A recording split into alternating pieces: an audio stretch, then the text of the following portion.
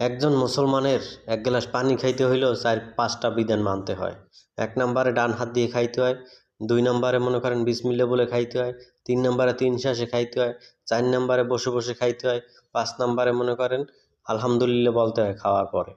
অথচ আমাদের দেশের মুসলমান, অনেক দেশেরই মুসলমানের বড় বড় নেতারা বাম হাত দিয়ে খাবার খায়, যে কোনো জিনিস বাম হাত দিয়ে খায়। অথচ ডাইন হাতটা কিসের জন্য দিস? আল্লাহর নিয়ামত খায় সে বাম হাত দিয়ে। এটাই হচ্ছে বাস্তবতা আমাদের মুসলমানদের। আর সেজন্যই আজ মুসলমানরা ইহুদিদের হাতে মার খায়। আর নাহলে এত রাষ্ট্র, চাইরকুলে মনে করেন মুসলিম রাষ্ট্র, একটা ইসরায়েলের প্রায় সাইডেই মুসলিম রাষ্ট্র, অথচ দেখেন সেই ইসরায়েল ফিলিস্তিনকে মারে। আজ ইরান যুদ্ধ করতেছে, ইরানের পাশে কোনো মুসলিম রাষ্ট্র নাই, মনে করেন সব ইহুদিদের দালাল হয়ে গেছে। প্রত্যেকটা দেশের রাষ্ট্র ওই মনে করেন আমেরিকান দালালি করে মুসলিম রাষ্ট্রগুলো। এটাই হচ্ছে বাস্তবতা। আমরা মুসলমান খালি দাবি করি নামে, আসলে আমাদের ভিতরে সব মুনাফিকি।